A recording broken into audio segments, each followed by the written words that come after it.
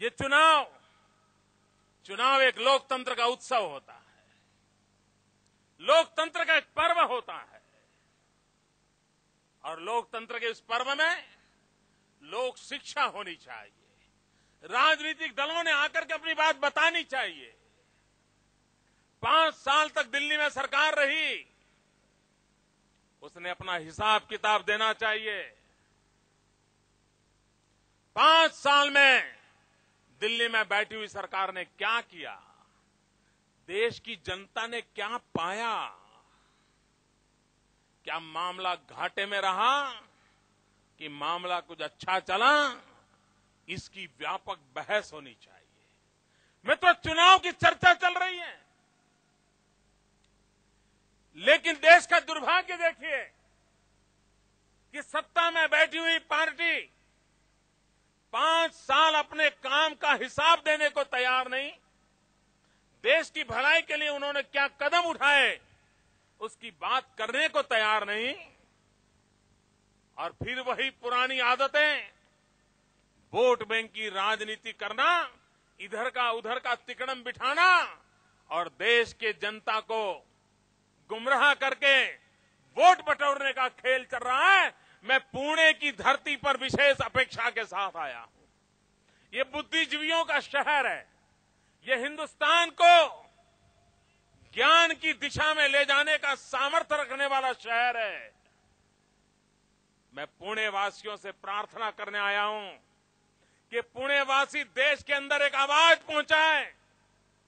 पुणे का हर जागरूक नागरिक, हर बुद्धिमान नागरिक, पुणे का हर बुद्धिजीवी व्यक्ति देश में एक संदेश पहुंचाए कि इस चुनाव में 5 साल के शासन में क्या हुआ, उसकी व्यापक चर्चा होनी चाहिए। और भाइयों बहनों, देश को तय करना होगा, इस चुनाव में देश को तय करना होगा कि देश वोट बैंक की राजनीति को स्वीकार करता है कि देश विकास की राजनीति को स्वीकार करता है। मैं पुणे वासियों को पूछना चाहता हूं, क्या आपको वोट बैंक की राजनीति मंजूर है? क्या देश का भला करेगी वोट बैंक की राजनीति? क्या देश का भाग्य बदलेगी वोट बैंक की राजनीति? देश का भाग्य बदलेगी विकास की राजनीति। देश का भाग्य तय करेगी विकास की राजनीति। मैं पुणे के नागरिकों से अनुरोध करता हूं, आप कांग्रेस के किसी भी नेता को मिलिए, वो 2015, 2020 अगला नेता, पगड़ा नेता, ये नेता, वो तो दिखा देंगे। लेकिन उनको पूछिए कि भाई 5 साल आपकी सरकार रही थी, जनता की भलाई के लिए किए हुए 5 कामों का हिसाब दीजिए। 5 कामों का। मित्रों, मैं दावे से कहता हूं, आप कल 100 कांग्रेसी को पूछिए पुणे में, एक कांग्रेसी बच्चा एक साथ 5 काम बोल नहीं पाएगा, बता नहीं पाएगा। ज्यादा से ज्यादा क्या बोलते हैं, हमने आते ही कोटा का कानून हटा दिया।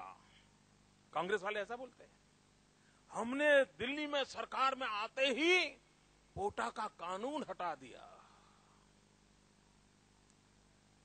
मैं पुणे वासियों को पूछना चाहता हूं, क्या ये देश की भलाई का रास्ता है?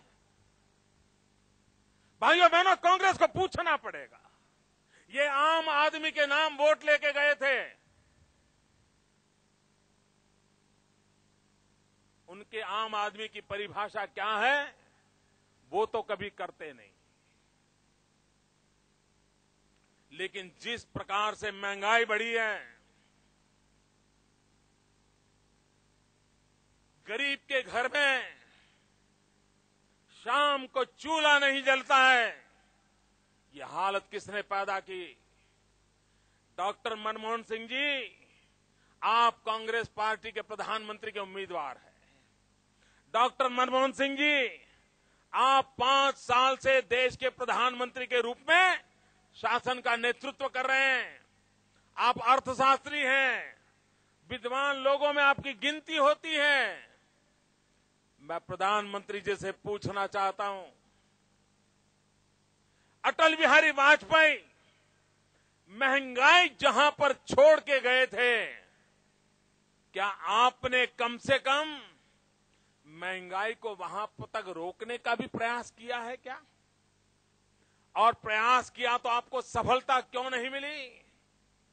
अटल बिहारी वाजपेयी जी जहां महंगाई छोड़ के गए थे, मनमोहन सिंह जी आपके कालखंड में 20% से 55% तक अलग अलग खाद्य चीजों में महंगाई बढ़ी है और गरीब के घर में चूल्हा न जले, ये परिस्थिति पैदा हुई है। मैडम सोनिया जी, आप तो एक मां है, मां।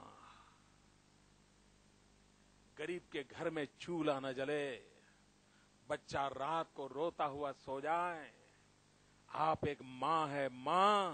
क्या कभी आपको पीड़ा हुई मैडम? अरे कम से कम महंगाई के लिए 2 शब्द तो बोल देती।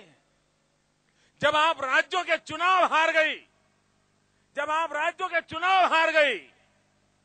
तब आपने ये तो कह दिया कि महंगाई के कारण हमें राजनीतिक दृष्टि से नुकसान हुआ है, लेकिन मैडम ये महंगाई के कारण गरीब की जिंदगी तबाह हो रही है, उसके लिए आपके मुंह से 2 शब्द नहीं निकलते।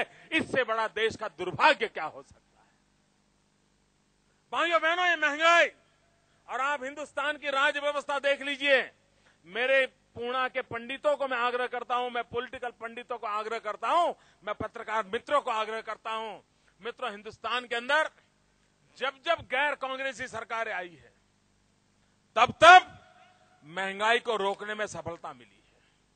1975 में जब मोरारजी भाई प्रधानमंत्री थे, हिंदुस्तान में महंगाई को एक बार भी बढ़ने नहीं दिया था। अटल बिहारी वाजपेयी जी की सरकार थी, महंगाई को कभी बढ़ने नहीं दिया था। ऐसा कौन सा राजनीतिक खेल चलता है? कांग्रेस आते ही महंगाई बढ़ जाती है। ये किसकी जेब में सब जाता है, जिसके कारण गरीब के जेब काटे जाते हैं, और इसलिए कांग्रेस पार्टी को जवाब देना पड़ेगा। आम आदमी के नाम पर वोट लेकर के जाने वाली कांग्रेस पार्टी को जवाब देना पड़ेगा। मेरे नौजवान मित्रों को मैं कहना चाहता हूं, मेरे नौजवान मित्र, क्या आपने सोचा है आपका भविष्य क्या है? मैं देश के नौजवानों को पूना की धरती से कहना चाहता हूं, आपके भाग्य का कोई रखवाला है? कोई है राजनेता, कोई दिल्ली की सरकार में दम है जो आपके भाग्य पर सोचे? बिल्कुल आराम से एक दिन श्रीमान प्रणब मुखर्जी ने बयान दे दिया कि 1 साल में 5 लाख नौजवान बेरोजगार हो गए हैं और आने वाले दिनों में और भी बेरोजगारी की संभावना है। मेरे नौजवान मित्रों, ये कांग्रेस के सरकार के सीनियर मोस्ट मंत्री ने कहा है कि आने वाले दिनों में भी रोजगार जाने वाले हैं, नौजवान बेरोजगार होने वाले हैं। मैं नौजवानों को विश्वास दिलाने आया हूं, आडवाणी जी के नेतृत्व में हिंदुस्तान के अंदर नौजवानों को रोजगारी मिले, उस दिशा में हम देश को चलाएंगे। मित्रों, ये दिल्ली में बैठी हुई सरकार दुनिया के अंदर उसकी आवाज नहीं पहुंच रही। अमेरिका में लोगों को रोजगार जा रहा है तो किसका जा रहा है? इंडियंस का जा रहा है। एक गल्फ कंट्रीज में रोजगार जाता है तो किसका जा रहा है? इंडियंस का जा रहा है, बाकियों का नहीं जा रहा है। उसका कारण है दिल्ली की सरकार में दम नहीं है, दिल्ली की सरकार मजबूत नहीं है। और मित्रों, हिंदुस्तान जैसे देश में अगर दिल्ली में मजबूत सरकार नहीं होगी तो हिंदुस्तान का भाग्य बिखर जाएगा। और इसलिए आवश्यकता है, समय की मांग है कि दिल्ली में मजबूत सरकार होनी चाहिए। ये ढीली ढाली सरकारें देश का भला नहीं कर सकती।